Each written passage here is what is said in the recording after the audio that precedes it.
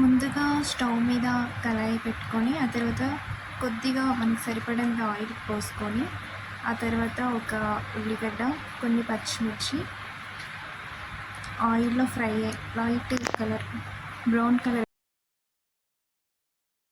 ఆ తర్వాత చికెన్ వేసుకొని కలపాలి. అందులో ఎటువంటి అల్లం యాడ్ చేయట్లేదు, ఇది గమనించగలరు.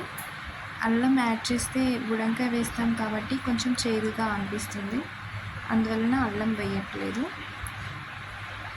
చికెన్ కొద్దిగా ఉడికాక అందులోకి బుడంకాయలు ప్లస్ టమాటా 3 టమాటాలు వేసాను నేను. ఆ తర్వాత ఒకసారి కలిపి అందులోకి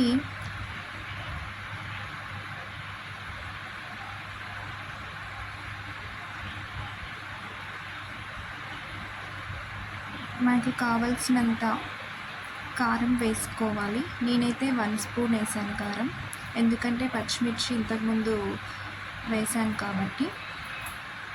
ఆ తర్వాత మరొకసారి మూత తీసి కలుపుతూ ఉండాలి. చికెన్ కింద అడుగు అంటకుండా మాడిపోకుండా కలుపుతూ ఉండాలి. లో ఫ్లేమ్లో ఉడికించిన తర్వాత కొద్దిగా వాటర్ పోయాలండి, అది నేను చూపించలేదు. ఎటువంటి మసాలాలు ఇందులో యూజ్ చేయట్లేదు. సో ఒక 5 మినిట్స్ ఉడికిన తర్వాత తీసేయాలండి.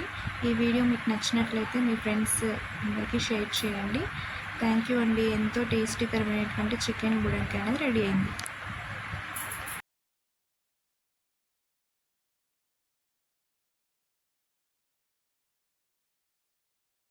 నేనైతే ఇందులో అల్లం యూజ్ చేయట్లేదండి, ఎందుకంటే నాకు బుడంకాయలో అల్లం వేస్తే బాగోదని యూజ్ చేయట్లేదు.